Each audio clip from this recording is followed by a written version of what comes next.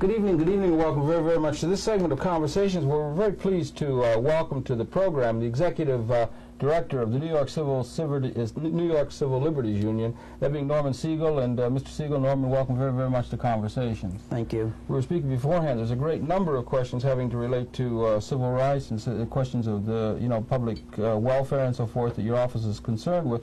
But one that particularly we're interested in is some of the implications from the standpoint that you have of the homeless question that is so much on the minds of many people here in New York City. I wonder if maybe you could. You've been studying it, you've been working on it yourself diligently and so forth. The problem of the homeless is a problem that's growing and has been growing, even though we in the economy, in the national economy, have been in a bull market, in a recovery mode.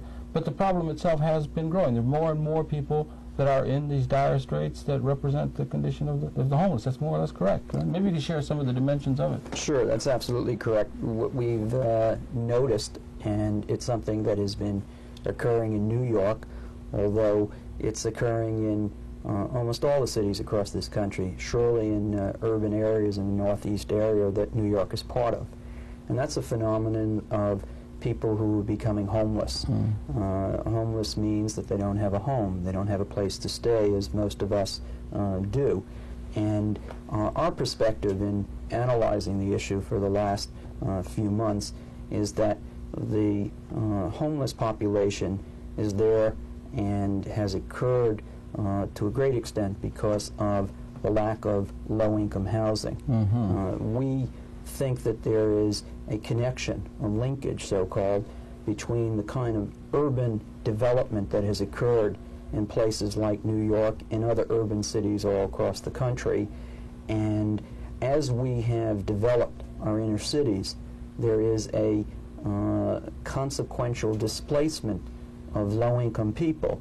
And in a city like New York, very often when you talk about low-income people, you're talking about people of color, black and Puerto Rican.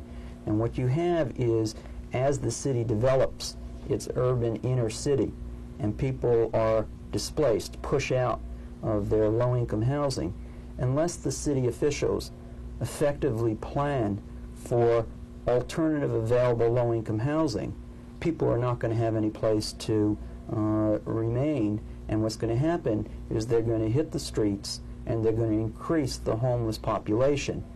I live in Manhattan, and I have watched the last few winters the homeless population get larger and larger. Even though the economy is in recovery. That's right. And what's most frightening about it from my perspective now, and why we're becoming more visible, more critical, is that what's frightening is that when I look to the city and the officials who are responsible for addressing this issue, I don't see the kind of leadership or the kind of systemic solutions to the problem. Very often I don't even see the proper analysis. And what I mean by that is very often public officials in New York as well as other cities across the country would like the public to believe that all the people or most of the people who are homeless are mentally ill. My experience is that that just is not correct. That's part of the problem, but it's been overrated. That's right. I think it's not only overrated, but it's overinflated, because if you can create that kind of dynamic, then the public itself might be less critical of the government officials for not coming up with solutions to the problem. And I think that my observations, and people in the New York Civil Liberties Union who have been involved in this have also agreed with my observations, and that is that there is a group of homeless people, very often young men between the ages of 25 and 35, very often, as I said before, people of color, and 3 or 4 years ago they had an apartment, they had a job. They then lost their job, and then they lost their apartment, and then they became homeless. There's a group of people out there that we have discovered that if they were given some job training and given some support and counseling and assistance, we think that they could get back on their feet and be back into mainstream USA. And when we look to see whether or not the city officials here and in other cities around the country, whether or not they're creating these kinds of programs whether they're showing this kind of compassion for this group of people, we sorely have to conclude that we don't see the kind of creative planning that we think should be happening. Under Mr. Reagan's leadership, governmental leadership, we're in a conservative phase in terms of the overall development of the economy and the society. Many of the governmental programs that would have been intervening in terms of the marketplace decision-making and so forth that they might favor have been cut back, and we cannot see, so the difficulty in terms of job training, different kinds of tax incentives for low-income housing and so forth have been cut back at a national level, and that has permeated in a certain sense the society. It's in a conservative phase in a certain sense, and the marketplace itself is not able to take up the challenge of providing, if the people are dislocated from where they were living or so forth, they have been able to be taken up by the private sector activity. I mean, unemployment is down and so forth, and I guess the conservative view would be that the marketplace will be able to take care of the needs of people who are temporarily displaced and so forth. Do you understand what I'm saying? Sure. The private sector simply operating on its own and free from government fetters and so forth haven't been able to solve the problem. Huh? All right. Well, I think that to begin with, when we talk about homelessness, we have to realize, as I said before, that housing is a very important perspective and a very important solution to this problem. The federal government does have an obligation, has always had an obligation, and should have a present commitment to cities and states to assist them in creating low-income housing. That's not occurring, as you said before. It's being actually discouraged to the degree that it had been built. I think that the commitment is not there anymore, and I think that the mayor of New York, when he states that the federal government is not meeting its commitment, I agree with him on that. Rambo economics. Well, I think that cities and states have a good case when they say that the feds should be involved in this area more than they are today. But I think that after you make that point, it's not sufficient to continue to point your finger at the feds in Washington. What you have to do is take your finger and bring it back and say, what are we going to do under these circumstances? And my position is very simple, and that is that with or without federal assistance, the cities and the states have to create the low-income housing to start to begin to address the problem of homelessness. They're not doing that right now. Also, when I watch the city and the state and the federal officials blame each other, I get angry every once in a while, and I get angry because my clients and the people who are out there who are homeless, they don't benefit from government officials, be they city, state, or federal, getting into a name-calling or blame-calling as to who should be doing what. My answer is I want them all involved. Unfortunately, sometimes I don't get any, and even when I get some, I'm not happy with their effectiveness or their commitment.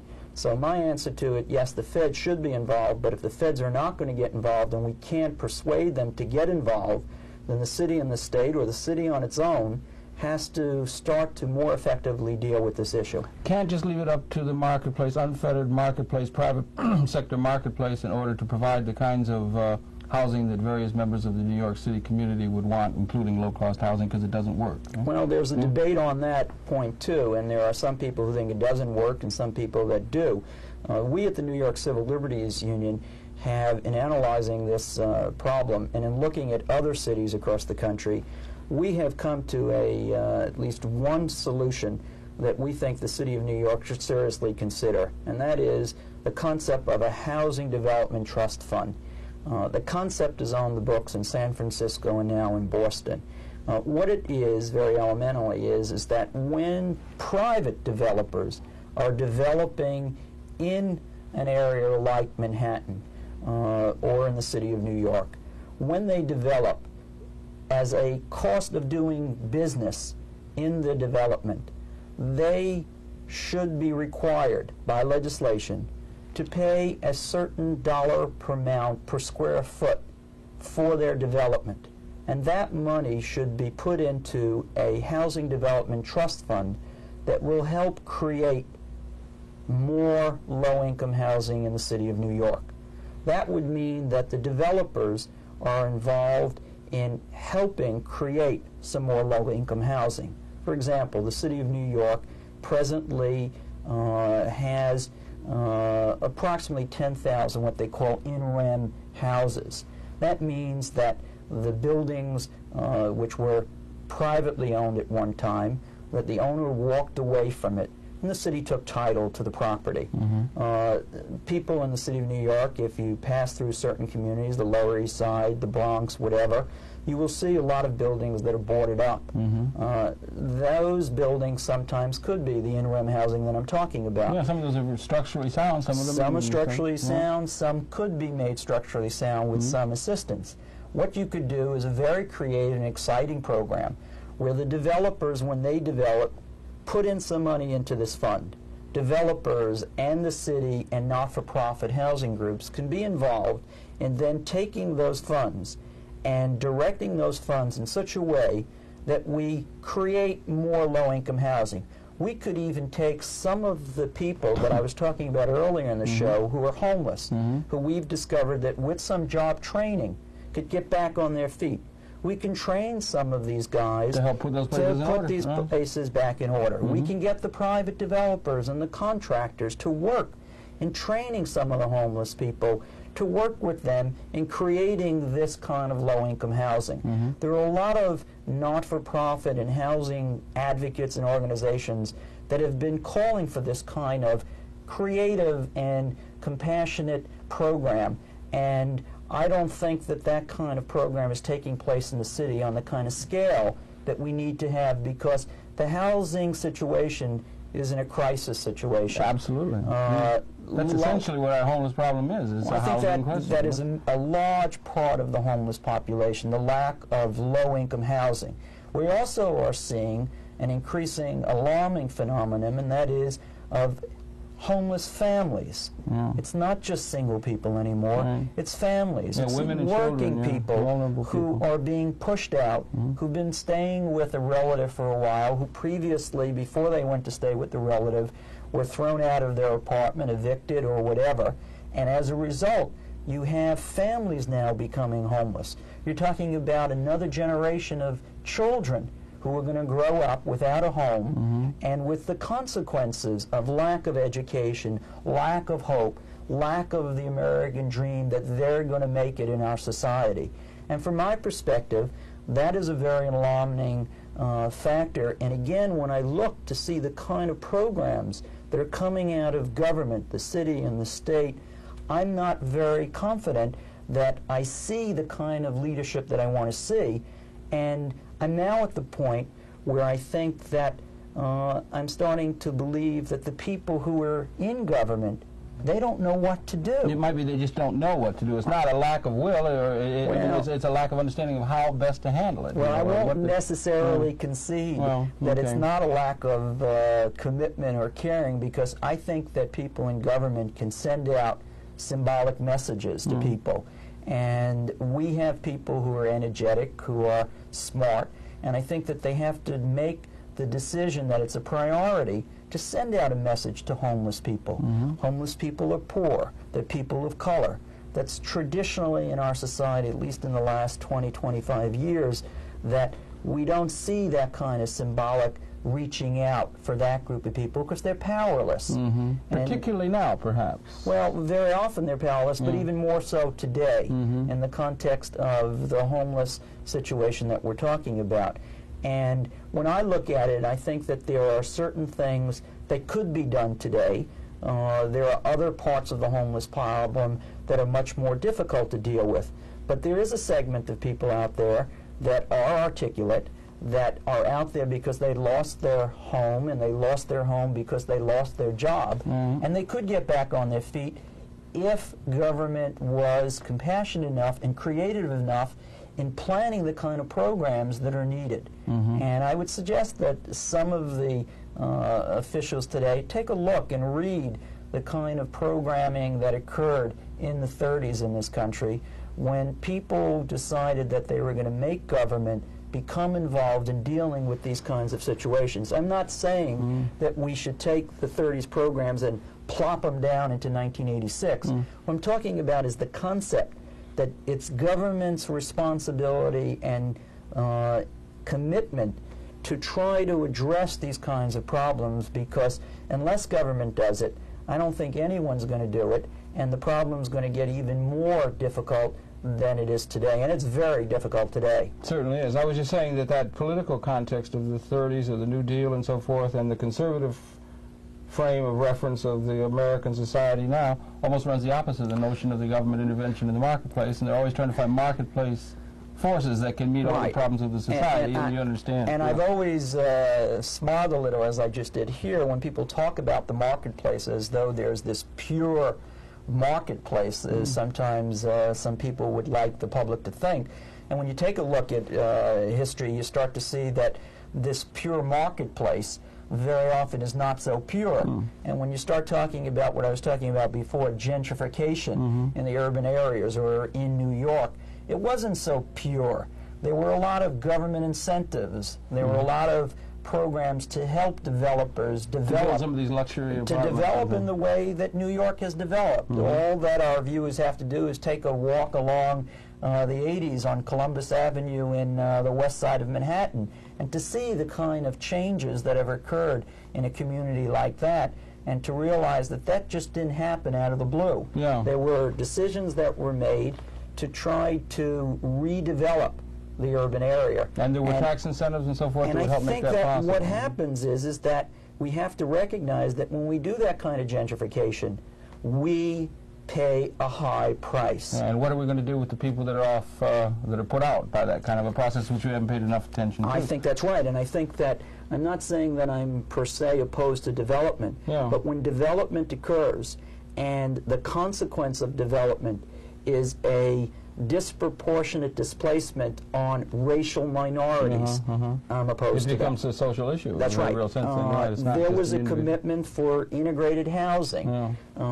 and when you take a look at racially integrated housing and you put it in the 1986 context in a place like Manhattan in New York, you start to recognize that unless we start to change some of the existing policies, Manhattan's going to become an exclusive enclave for the wealthy or for poor people in public housing. There are many people seeing that developing now, unfortunately, unless something can happen. And it could be too late now, but I think that what we have to recognize is that the kind of vitality and energy that cities have come to be in America, particularly New York. I grew up in New York, and first in Brooklyn, and now I live in Manhattan. And what I love about New York is that vitality, the diversity of the people.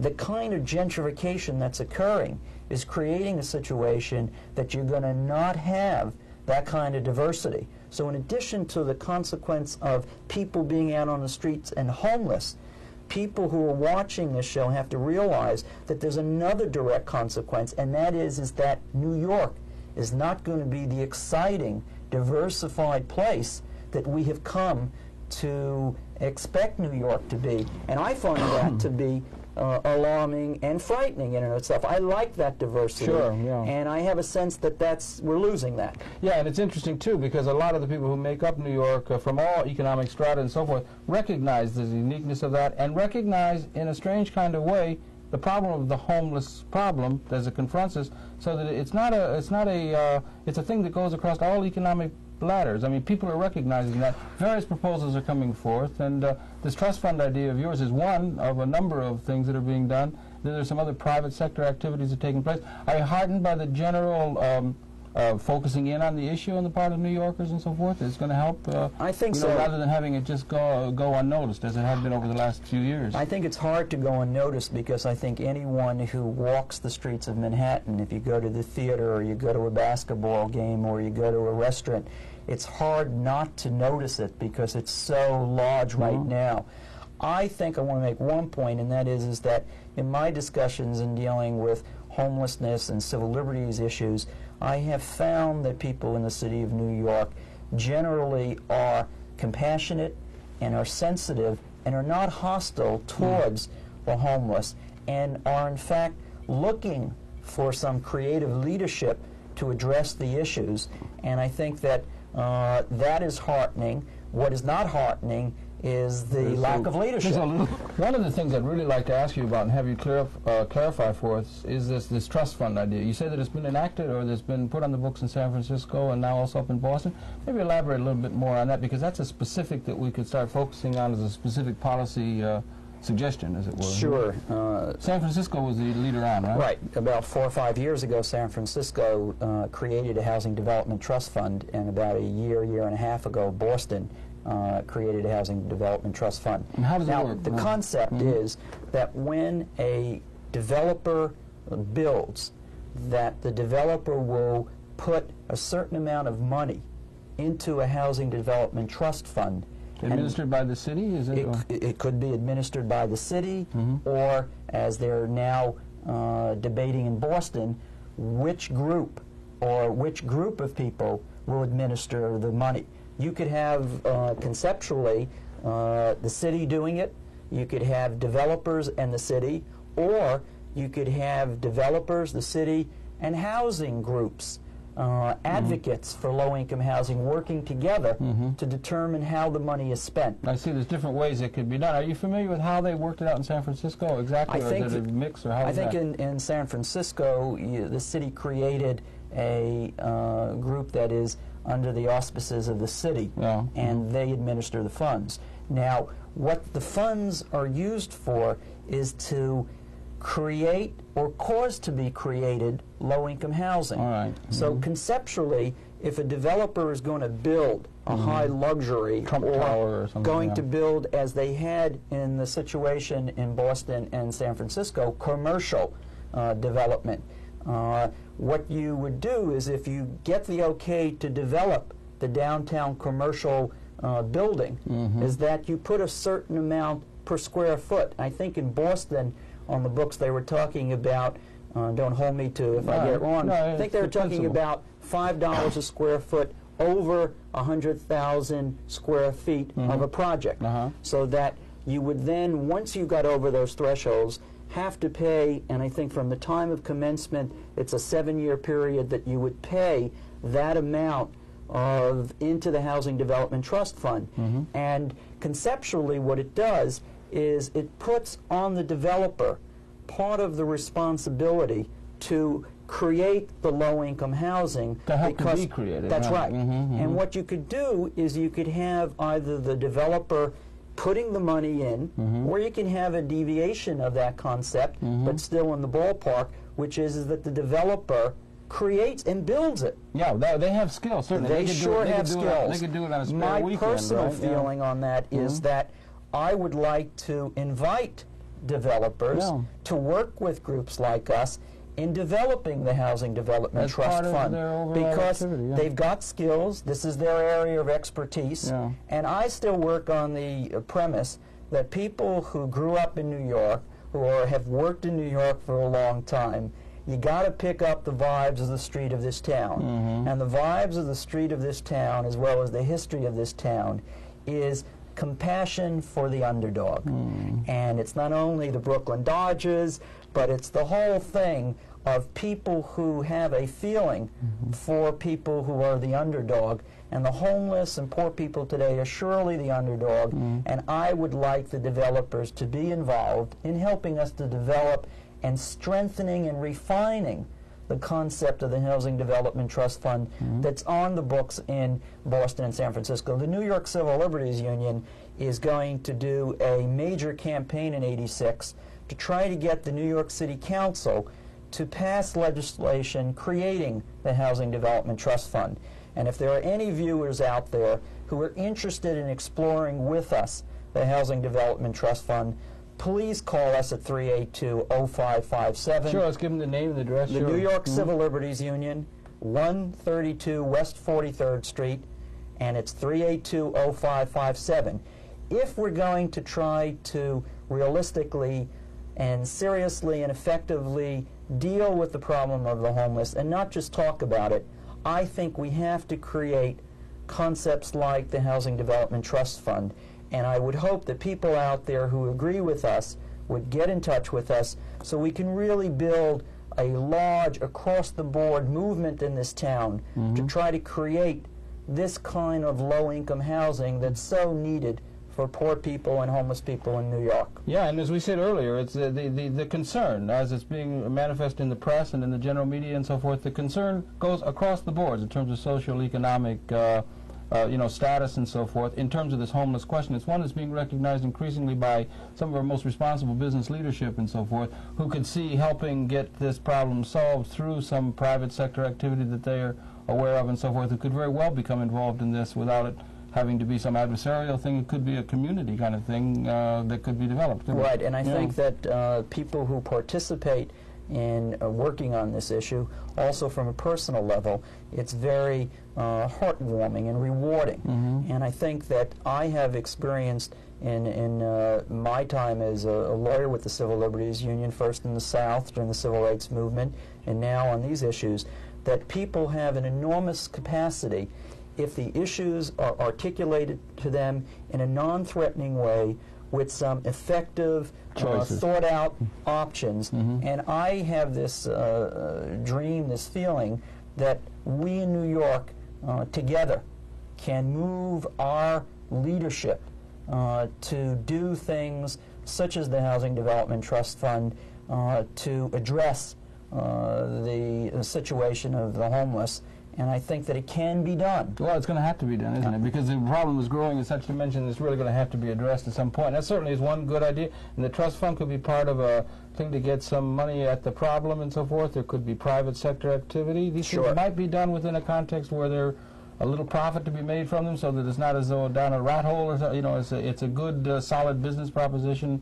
We ought to be able to solve this problem. There's so many smart people in New York City. There's so many smart people in New York. Some way of dealing with this. And in addition to the smart people, I think there is compassion here, and I think that what you have to do is you have to create the climate where people feel that they can participate and creativity can run rampant. And we need that kind of creativity and energy addressing the issue of the homeless. Okay, well, if there's any organizations that's helped keep the doors open for the creativity to come in, it's been your own, the New York Civil Liberties Union. I'd really like to thank you for that. I certainly want to thank you for participating here in this segment, and I would remind you, in the cable television audience, it's been your pleasure to have the Perception Center of Norman Siegel. He's Executive Director of the New York Civil Liberties Union, talking about one issue that they're particularly concerned with, the issue of housing, and helping to bring focus on an issue that affects us all. Please stay tuned. There'll be more coming up in the same general topic area momentarily. That's it for this particular segment, but we're coming right back. And Norman, once again, thank you really very, very much indeed for participating. Thank you.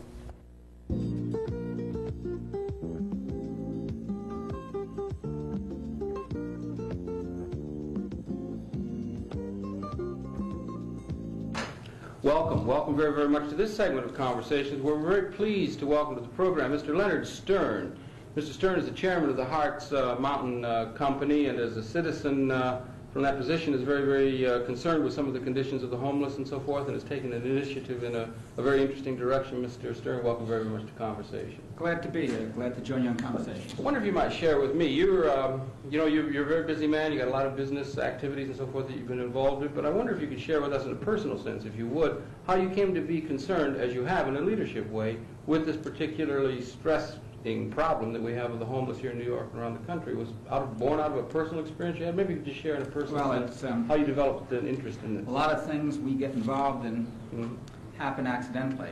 In this case, I had a friend from out of town, and after dinner, I decided to do a little free tourist guiding. And one of the places we stopped, I guess it was about September or October, was to see City Hall lit up at night. Right. And lo and behold, City Hall was lit up on this beautiful autumn evening.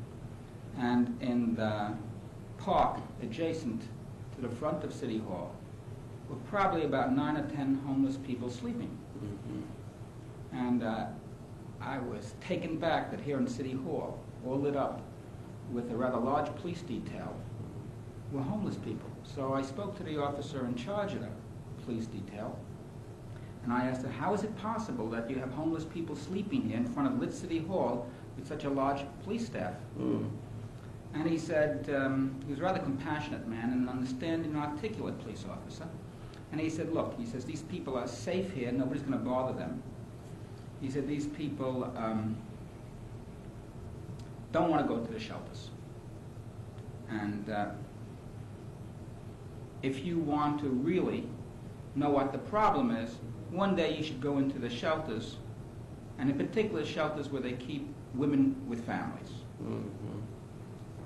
He says, what you see here tonight is unfortunate, but these people are in relatively good shape. We're protecting them.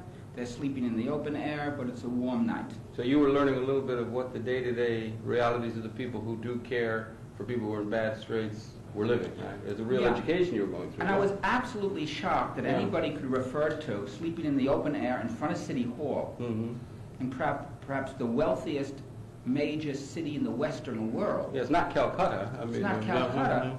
So that was a shock. And I guess a week or two afterwards, the words of this police officer haunted me. If you really want to see what the problem is, and I thought I had seen the problem. Yeah, right.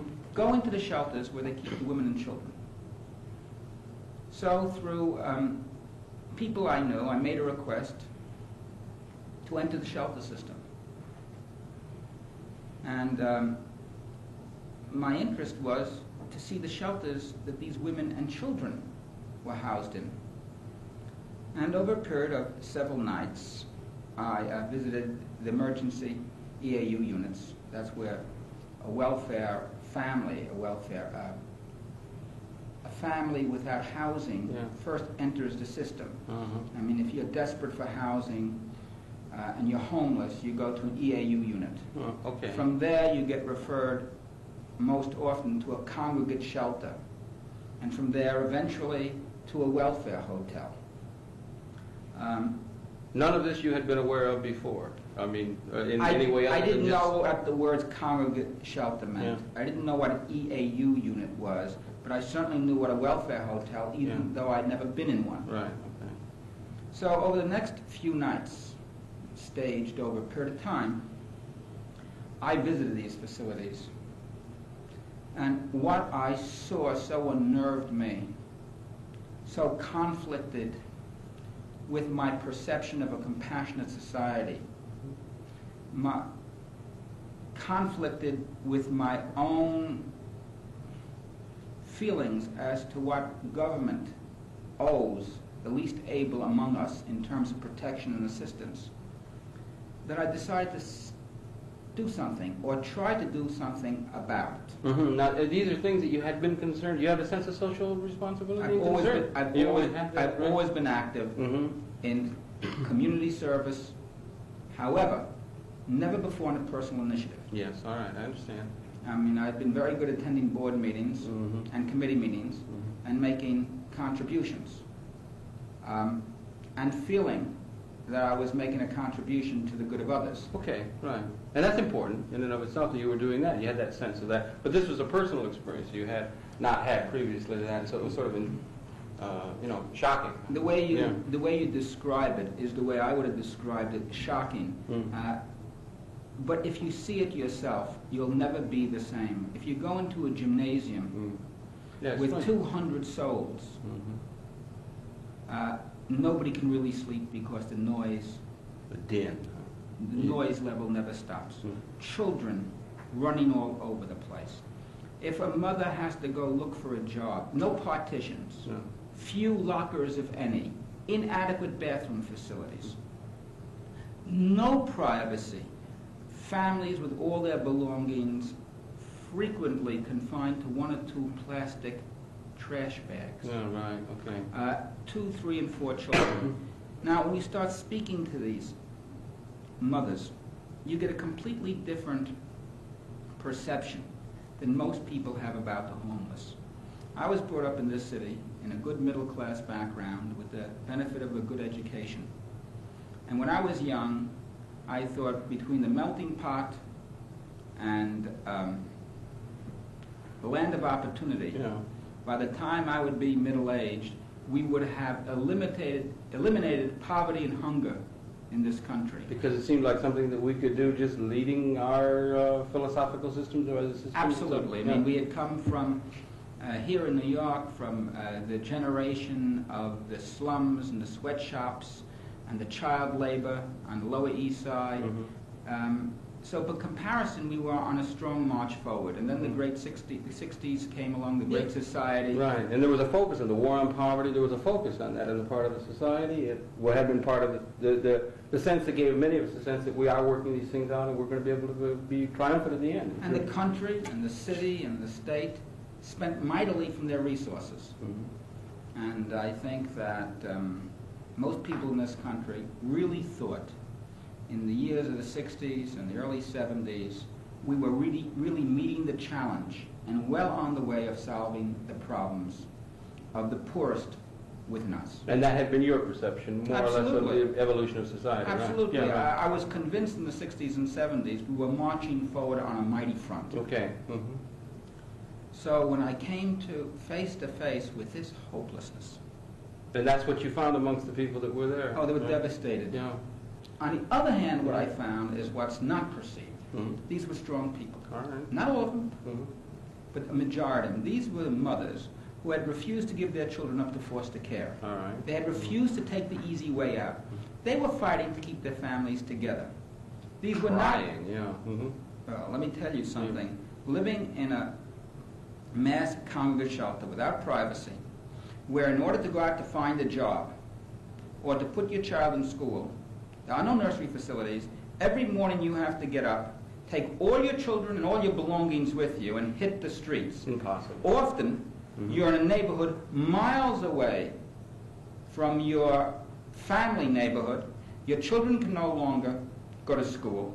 You, who probably had a job at some point, can no longer find a job or report to the job. There's many instances of people working for the city and for banks when they get burnt out or they get dispossessed, have to take their children out of school and lose their job and land up in this hopeless situation 18 miles away or 4 miles away in a completely different neighborhood in one of these group shelters. Or just as bad, in some of the welfare hotels I visited. It is a 1986 snake pit. Yeah, Dickens. It's like Dickens or something. Right? I'm sure Dickens was terrible, but I don't think it could have been any worse. Yeah.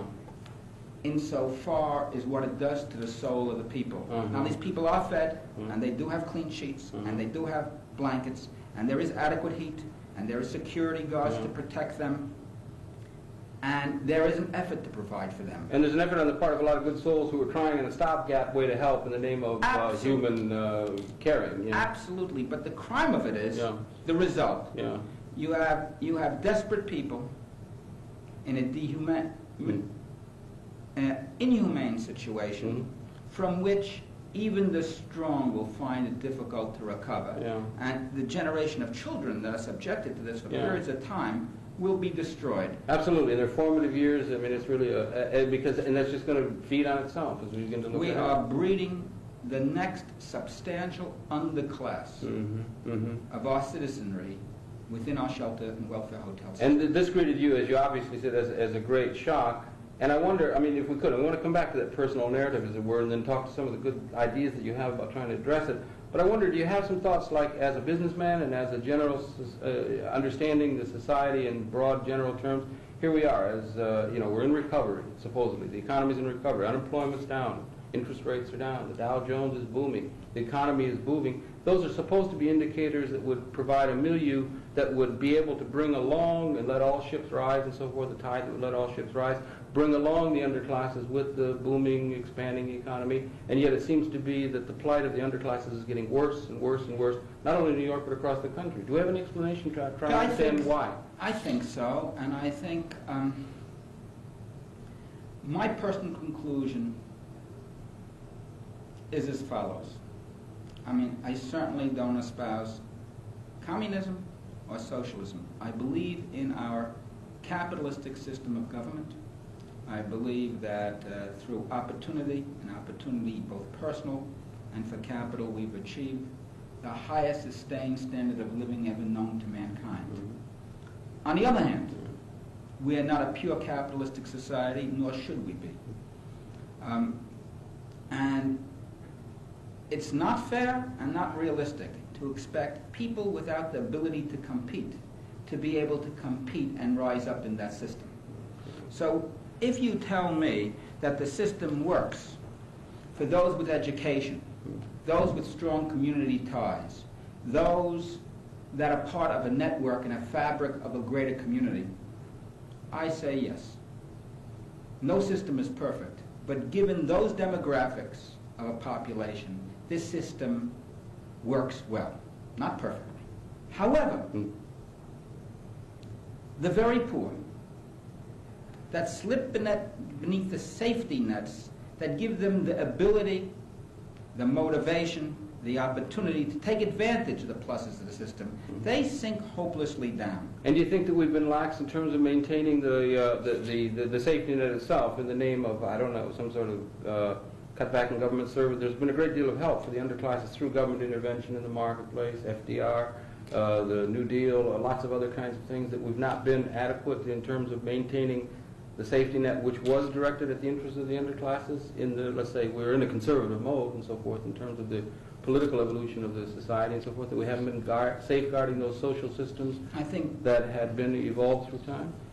I think there's two elements here. One is that the safety network didn't work well enough to prevent the problem from growing. And two, now we're even contracting fiscal support for that safety net while the problem grows. Yeah. So I think we're in a collision course with our responsibilities as citizens. Unfortunately, I think our history as a democracy is that our elected officials react to problems after they're acute. Yeah, right. Okay? And when I say our elected officials, it's not them, it's us as voters. Yes, yeah. Crisis management. Crisis management. And unfortunately, the victims of this crisis management are in crisis now. They can't afford the luxury of us all working out their problems 3 years from today. Yes, exactly, right. So that's, I mean, I don't think I'm telling you anything that is unknown. Just the intensity of visualizing the problem and beginning to understand its dynamics caused me to decide to try and help in any way I can. Okay, fine. Yeah. To bring it back again to that personal narrative, having had this experience and seeing this, you've gone ahead and you've come up with what was your reaction to that? You took a hands-on approach, as it were, as a citizen and so forth. Maybe explain what some of your thinking was. My experience is running complex businesses in different fields. So the first thing I did was try and analyze the problem as a businessman, and I found the following facts. I found out the city was spending indeed a fortune on the homeless, $200 million, more than any city in the United States. However, the money was being spent in welfare hotels, which gave horrible conditions in return for high prices. Yeah, it was real gouging and things that were taking place in that area. These landlords that make profits on these people's misery are really modern-day criminals. Heartless, merciless representatives of the worst elements of a free enterprise society. One wonders why the system would be so beholden to them, or how it worked out to where those kind of conditions of holding up the society, as it were, in the sense of Jesse James, could have developed. I mean, I think it developed because as the homeless situation exploded beyond all forecasts, there had been no facilities built. This city has had no public housing program, real public housing program, for a decade, stemming from the years of budgetary restraints when the city almost went bankrupt. That's a decade ago. Also, a cutback in federal subsidies to low-income housing and so forth, right? On every area. First, we had no public housing program here, and second of all, housing assistance program have been progressively cut back under the present administration. So when the problem arose, where do you put these people who need a roof over their heads? And there were only so many hotels that would take them in. Yeah, The okay. city didn't have many choices at the time. Right. I don't believe that they could have foresawn when you take a third-class hotel and start filling it up with welfare families or homeless families, and the landlord then starts to profiteer, that you take what is an adequate shelter and turn it into a snake pit in a few months. Yeah, okay. Right, right. Okay. And I think that's what's happened. Mhm. And at the same time, and I know the city doesn't want to support these welfare hotels, They have no choice. but they have no haven't choice. had- yeah, right, right. And the landlords Mhm. of these welfare hotels, sensing their economic strength, because the city had no alternative. Like a cartel, all that the market will bear, or something in this. All the market would bear for as little as you can supply. Yeah, right. So our homeless became victims of lack of alternative housing. All right, all right. So that's in my opinion what happened, and you know, it's so easy for us to judge now, but I don't know what the city would have done when the first 500 families had to be housed and there were only these hotels available. Now we can look back and say shame, shame, shame, Yeah. but I don't think you could have looked ahead and said so. So now what do we do now? You've got an idea about, maybe you can share with us. You came up with an idea, you Okay. got some good information The about what- city's cost on the average room in a welfare hotel, and it's city, state, and federal government, the funding comes 50%, I believe, from the federal government, 25% from state funds, and 25% from city funds that are paying for homeless families and shelter and welfare hotel accommodations. The average cost per room is a shocking $18,000 cost per year to the city. Gee whiz. But that is only half the story, because that's an average cost. That means you have many rooms costing the city $20,000, $25,000, and $30,000 a year. Oh my, that's incredible. They could live in the Ritz or You see- something like that. Or, I mean, you know what I'm saying? Yeah, go ahead. I'm sorry. You see, Yeah. the average cost is horrendous, but when you take the incremental cost of the last 500 rooms or 1,000 rooms, Yeah. then you see the gravity of the situation. Now, so as a real estate man, I asked some of my people to tell me, how much can we build brand new shelter for? Sure, absolutely. You could do that almost. Yeah, right. Go ahead. And when I got the numbers, not permanent Yeah. housing, but temporary housing with communal kitchens, small rooms, communal nurseries, staff facilities for social work, church groups, and support to help these people get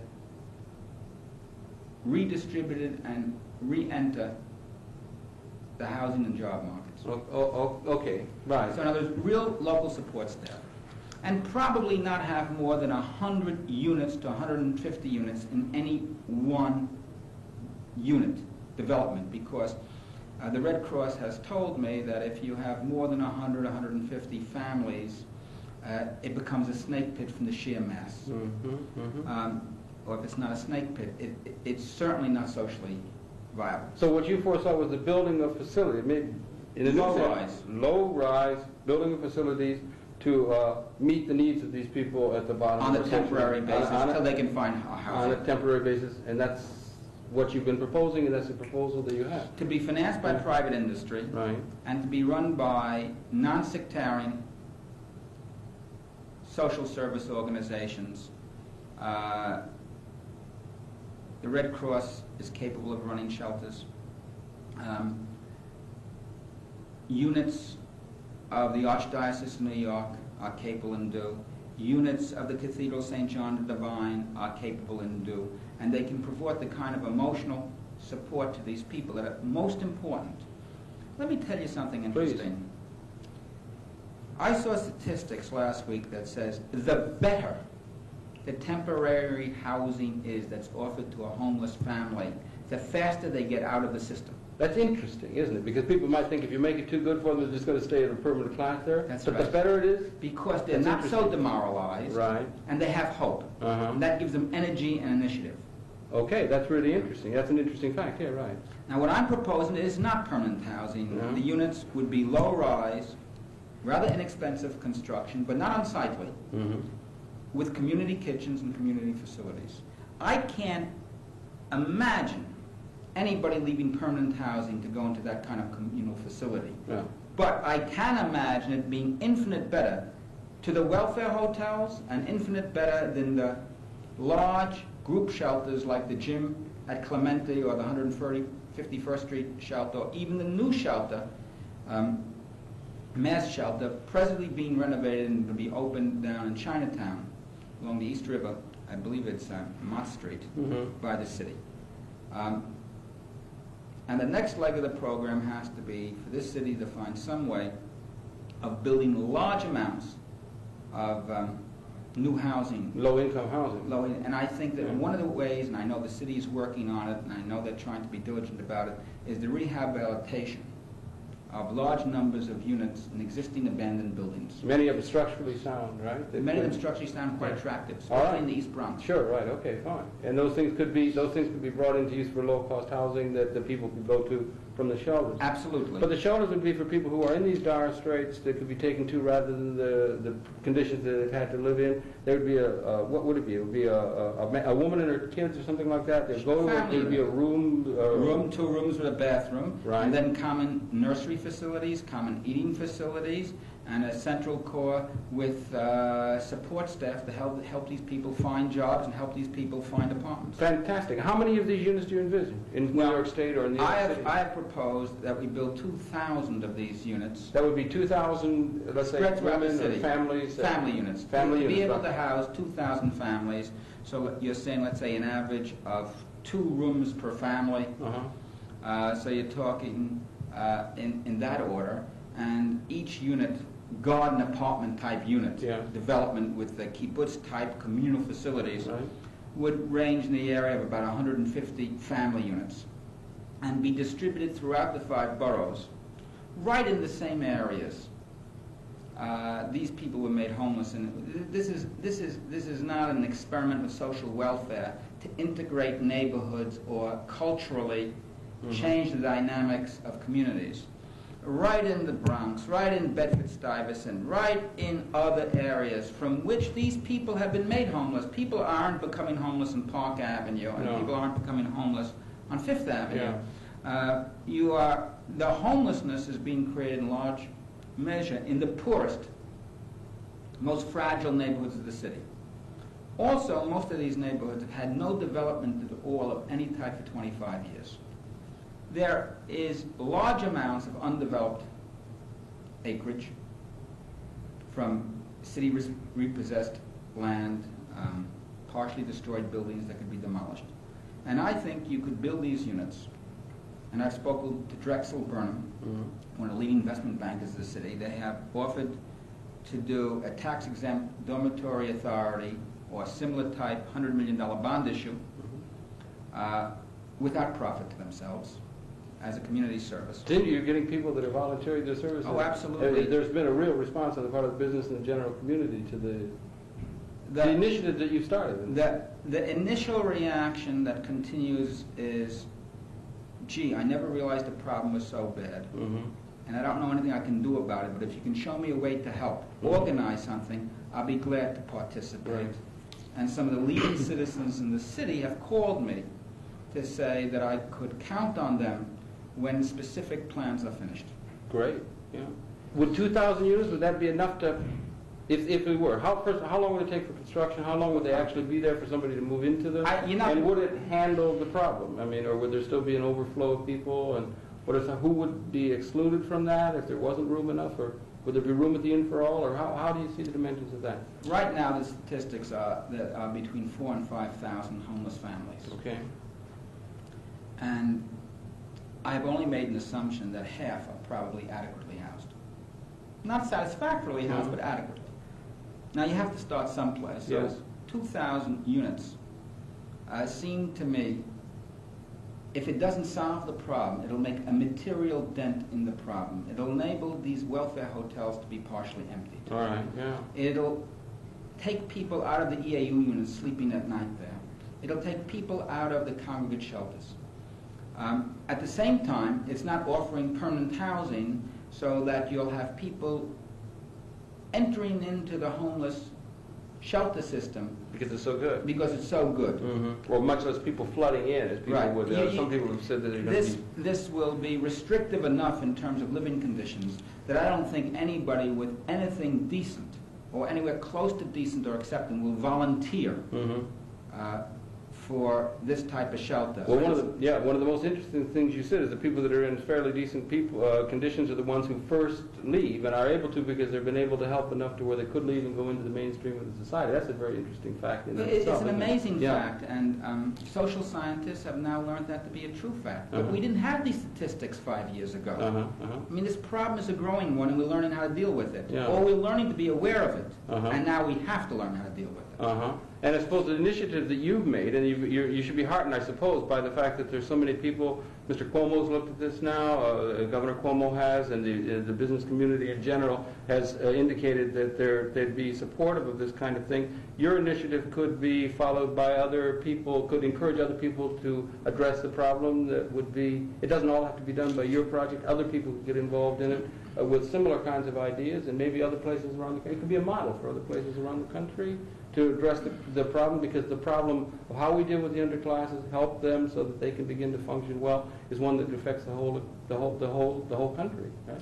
Well, I think that I think the problem is soluble, and whether it's my specific proposal or something that emanates from it or something that comes out of a completely different direction, I think there's a much higher level of awareness on the part of government officials and certainly the electorate that the problem is with us.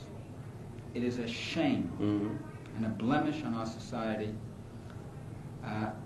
and the problem has to be solved. Yeah, that's right. And I think you will find initiatives over the next few months, hopefully including my own, that will go a long way into solving this problem. All right, well, good. Well, that's encouraging that there is such a good response, because you struck a responding chord, and again, congratulations on that, right? Thank you very And much. it's a major problem. And again, I'd like to remind you, if I may, it's been your pleasure to have the Perceptions of Leonard Stern, chairman again of the Hearts Mountain, builder and so forth, and on his own has taken an initiative that looks to us to be a very heartening one in terms of meeting the problems that confront New York City and setting by there an example perhaps for the country. It's a problem that we all have to address, and again, we would like to remind you to tune in again next week. We'll be coming back again next week, but I'm afraid that's it for this particular segment. We'll see you next week. And Mr. Stern, once again, thank you very, very much indeed. Conversations, we invite you to tune in at that time.